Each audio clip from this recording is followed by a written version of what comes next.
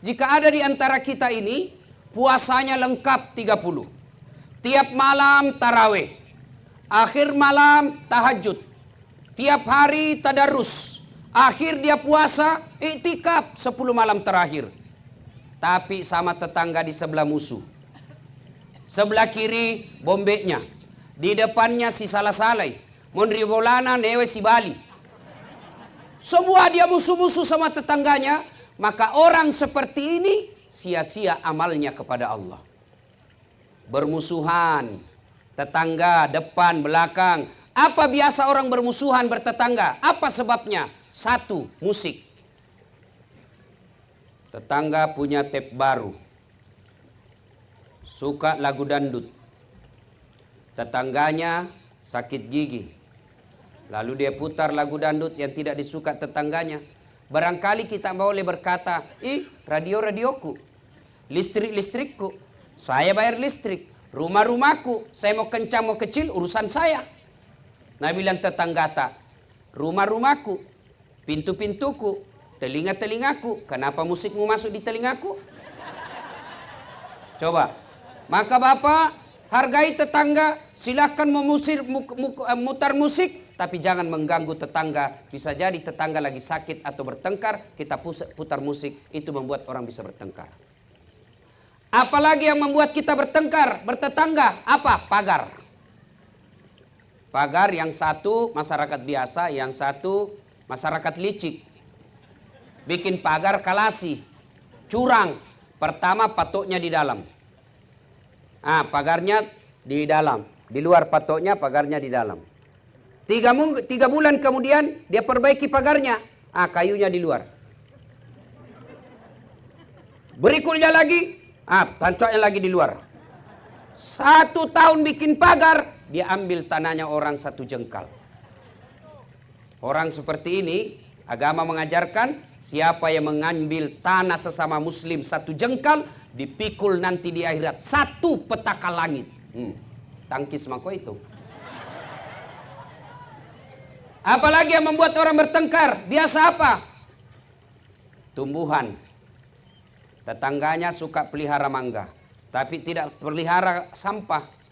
Ya, tanam mangga besar, akhirnya mangganya nyebrang ke pagarnya tetangga.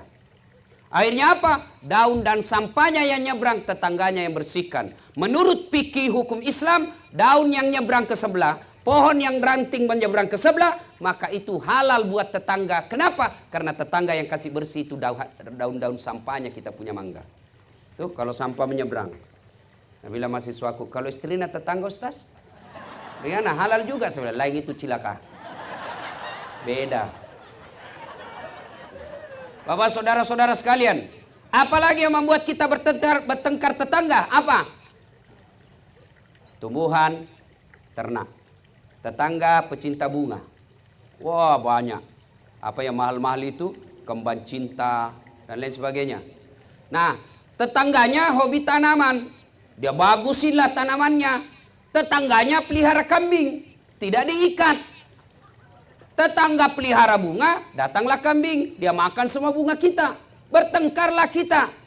Maka silakan pelihara burung, pelihara peternakan. Tapi jangan sampai lalai akhirnya menyerobot tanaman tetangga. Apalagi yang kadang-kala membuat kita bermusuhan dengan tetangga. Apa? Anak. Anak kita nakal, anak sebelah sabar. Bertengkar, orang tua ikut campur. Maka ibu bapak saudara-saudara sekalian, dengar baik-baik. Pesan Nabi. Dengar baik-baik. Atadruna manil muflis. Saudara-saudara sekalian, kau tahu siapa yang bangkrut di akhirat kelak? Tahu enggak siapa yang pailit di akhirat kelak? Bangkero imato ku akhirat. Semoga kau tahu. Macam-macam jawaban sahabat. Yang tidak sholat ya Rasul. Wah dia sholat, bagus sholatnya, rawatibnya juga cocok. Yang tidak puasa Ramadan ya Rasul. Dia puasa, Senin Kamis lancar. Yang tidak bayar zakat ya Rasul. Oh lengkap zakat hartanya, zakat fitranya. Yang tidak haji padahal mampu. Oh dia sudah haji, tiap tahun dia pergi umroh. Kalau begitu, siapa yang bangkrut ya Rasul? Nabi menjelaskan, jarusu wa khati'ur rahim. Tetangga yang sahat sama tetangganya dan yang memutuskan persaudaraan. Coba, heran sahabat. Kenapa bisa bangkrut? Dia bagus sholatnya, bagus puasanya, bagus hajinya, bagus zakatnya. Kok bisa bangkrut? Nabi menjelaskan, betul. Hubungannya kepada Allah baik, tapi hubungannya kepada manusia hancur, maka amalnya kepada Allah habis hanya untuk bayar dosa-dosanya kepada manusia. Maksudnya apa ya Rasul? Dia setorlah pahalanya. Ya Allah, ini sholatku. Datang tetangganya, tunggu dulu. Saya pernah bertetangga di kampung apa namanya? Nah ya itu. Saya bertetangga, mantan-mantan dia tentara, ada tembaknya, dia serobot saya punya tanah. Gara-gara tanahku diambil 1 meter, saya tidak punya got. Setiap hujan, banjir rumahku. 4 tahun saya selalu kebanjiran. Saya minta keadilan ya Allah. Saya mau lawan waktu itu, begitu saya mau maju, dilihat pakai loreng, ada tembak, nah mundur lagi. Akhirnya Allah berfirman, hari ini hari seadil-adilnya pembalasan. Silakan kau ambil salatnya orang yang pernah ambil tanahmu. Sudah, habis salatnya. Setor lagi puasanya. Ya Allah, ini puasaku. Datang tetangganya, tunggu dulu. Saya juga pernah bertetangga situ di Polres. Kenapa? Dia fitnah saya. Katanya anakku yang lurus rambutnya, bukan anaknya suamiku, karena suamiku keriting rambutnya. Dia tidak tahu anaknya lurus rambutnya karena sudah direbonding. Gara-gara fitnahnya, satu komplek memusuhi saya. Hilang saya punya martabat. Saya minta keadilan. Allah berfirman, hari ini memang hari seadil-adilnya. Ya sudah, ambil dia punya puasa. Sudah habis salat, habis juga puasa. Dia setor lagi hajinya. Ya Allah, ini hajiku. Tunggu dulu, saya juga pernah sekantor di Polres. Dia tuduh saya, katanya mobilku hasil korupsi. Gara-gara fitnahnya, 7 tahun saya tidak pernah naik pangkat. Saya malah dipindah ke pulauan. Saya minta keadilan. Allah berfirman, ya sudah, kalau begitu, ambil dia punya haji. Habis seluruh kebaikannya, puasanya habis, zakatnya habis, sholatnya habis, hajinya habis. Masih ada orang yang pernah disakiti. Saya juga pernah. Disakiti itu orang ya Allah. Saya di black campaign, akhirnya saya tidak terpilih.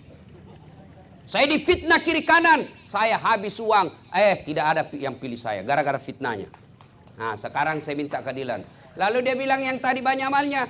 Peko ni carana puang. Bagaimana lagi caranya? Sudah habis amalku. Allah berfirman, sini adil, biar sebiji sarah ada balasannya. Apalagi Allah, habis amalku, apa saya mau bayar? Allah berfirman, kalau begitu ambil dosanya orang yang pernah kusakiti. Nauzubillah min zalik. Maka akhir Ramadan kita rayakan biasa selesai Idul Fitri, tradisi orang Indonesia ada yang disebut halal bihalal. Kita saling menghalalkan. Sakit hatiku Ustaz, nafitnah kak, maafkan saja, biar Allah yang balas. Kalau Allah yang balas Pak, bukan cuma dimutasi, susah hidupnya. Kalau kita balas, oke, lapor ke polisi, sampai di polisi, atur damai, selesai. Tapi kalau Allah yang balas, sudah, tidak usah kita nak kasih ginjal, nak kasih mencret saja 2 minggu. Apa, masih bisa kita sosialisasi kalau mencret-mencret maki.